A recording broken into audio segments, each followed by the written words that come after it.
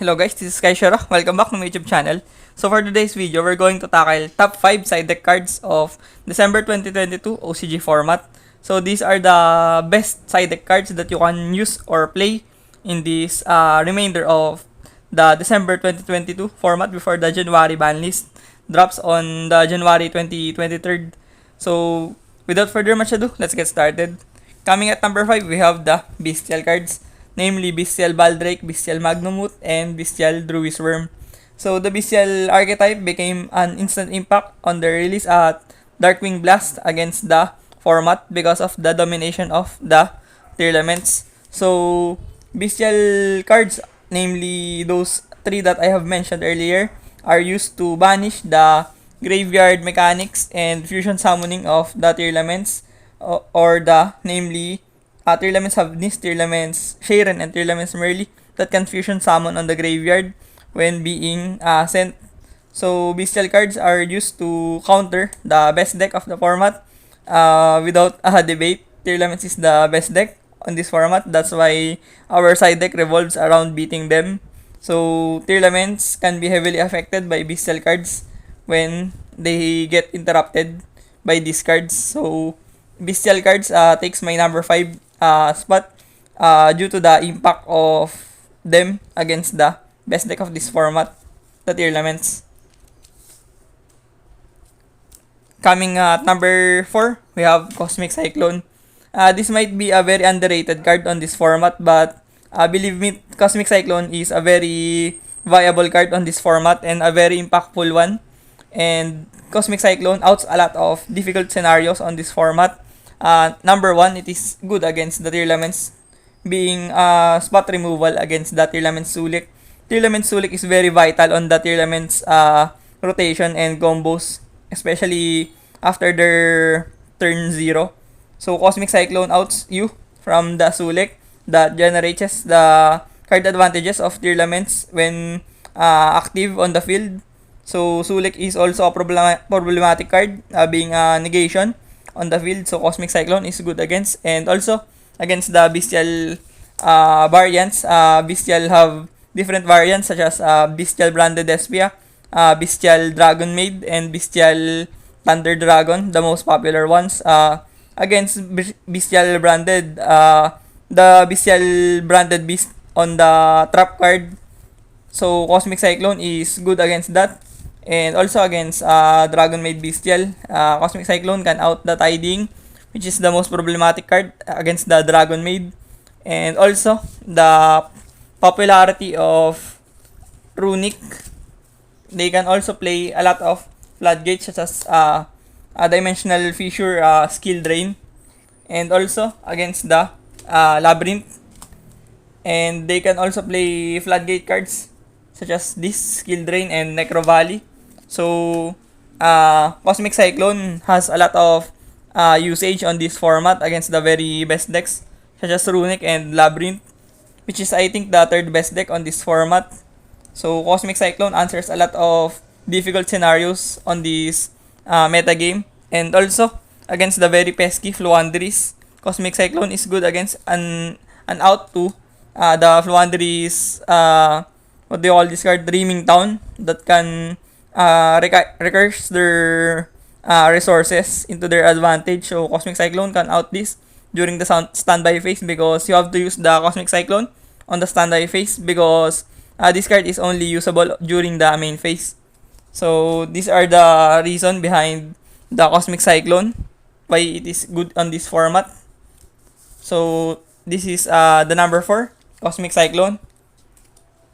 Then coming at number 3 rather, Evenly Match. It is close between Cosmic Cyclone and Evenly Match for me as the third best side deck card. But I prefer Evenly due to the lack of Omni Negate on this format. Tier Elements and Kashtira doesn't have Omni Negate unless the Tier Elements plays the Grapha Fusion from the Dark World. But other than that, Tier Elements and Kashtira lacks Omni Negate. That's why Evenly Match is very strong on the format. And also against the said decks like earlier, the Runic and Labyrinth, they are very susceptible to Evenly Match. So evenly matched can out a lot of floodgates, back row, and monsters with no omni negates on the field. So evenly matched takes my number 3 spot on this list. Coming at number 2, we have Book of Eclipse. Book of Eclipse is such a very powerful card on this format, similar to evenly matched because the format doesn't have omni negates except for Sword Soul.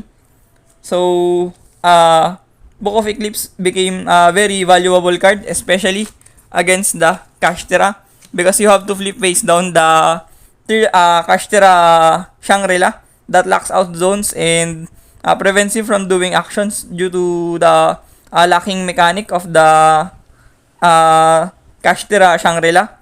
And also, they don't have Omni Negate. Kashtira doesn't have Omni Negate to protect their board. That's why they are very susceptible to Book of Eclipse. And also, a Rise Heart doesn't have the Book of Eclipse. That's very good on the contrary, because if it has Omni Negate, Kashtira will be very broken. And also, you need to flip them face down, especially the Shangri-La, because it has Destruction Protection. So, you just can't try Geki or Dark Hole their field. So, that's why Book of Eclipse is the best card against the Kashtira.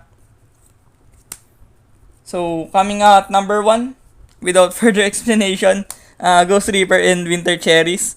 It is the arguable best side deck card because it can single-handedly defeat the Tearlament strategy by banishing the Tearlament's Kitkalos on the extra deck.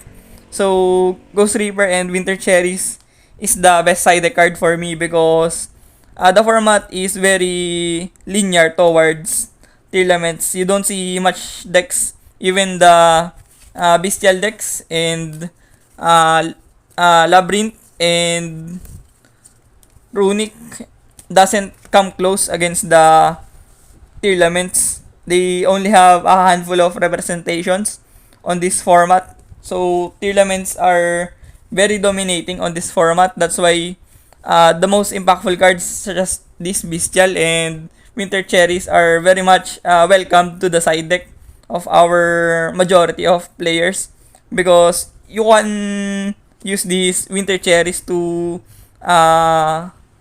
instigate or subjugate the Tearlaments, because without the Tearlaments Kitkalos, Tearlaments became much more slower and they can't generate advantages as much as they have with Tearlaments Kitkalos. So that's why this is the arguable number 1 on this side deck list.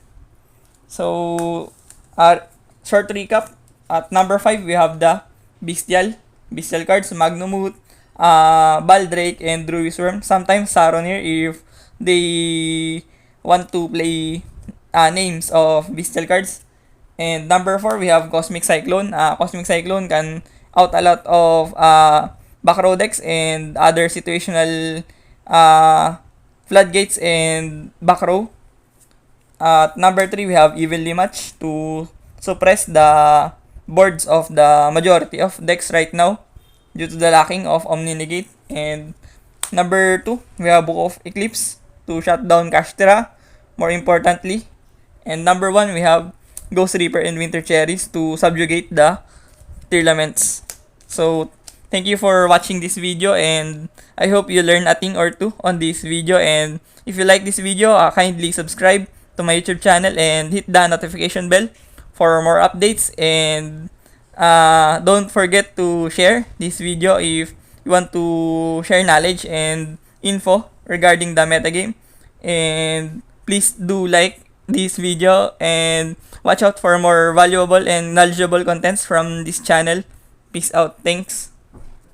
Fighting ways to get away, to see you again, see you again.